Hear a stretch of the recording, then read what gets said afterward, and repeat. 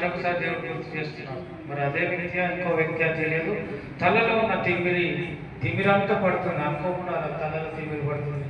God wants to heal you, receive healing in the name of Jesus.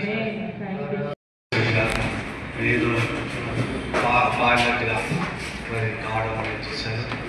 ఒక ప్రశాంతత, నెమ్మది అనేది వస్తుంది.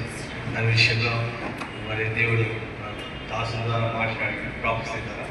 రెండోది ఏమంటే, నేను ఏదైనా అంటే ఇంకొక సర్వీస్ స్టార్ట్ చేయాలని, వర్షిప్ సర్వీస్ స్టార్ట్ చేయాలని ప్రార్థనతో కనిపెడుతున్నాను. ఆ విషయం కూడా ఎక్కడ మరి ఎప్పుడు అని అనే అనే డిసిషన్గా తీసుకోలేదు. ఆ విషయాన్ని కూడా దేవుడు త్వరలో 1% చెప్పాడు ప్రాఫెసీగా. మరి బ్రదర్కి సిస్టర్కి చెప్పండి కూడా అందరం చెప్పట్లేదు.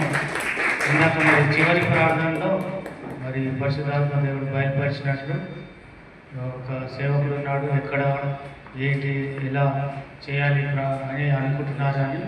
ఇంకొక ప్రవచనం ఏంటంటే తిమ్మిరి తలల వరకు ఉంది అని మనం పరిశుద్ధాత్మ బయలుపరిచినట్లు పాస్టర్ గారే అన్నారని సాక్ష్యం ఇస్తున్నాం. ఇలాంటి సాక్ష్యాలు ఇస్తే మనందరికీ విశ్వాసము పెరుగుతుంది. ఇలాంటి సాక్ష్యాలు చాలా ఒకప్పుడు ఉండేవి, తర్వాత చెప్పేవారు. కానీ ఇప్పుడు అందరికీ దేవుడు ధైర్యం ఇచ్చేసి అందరినీ గొప్పగా వాడుకుంటున్నాడు.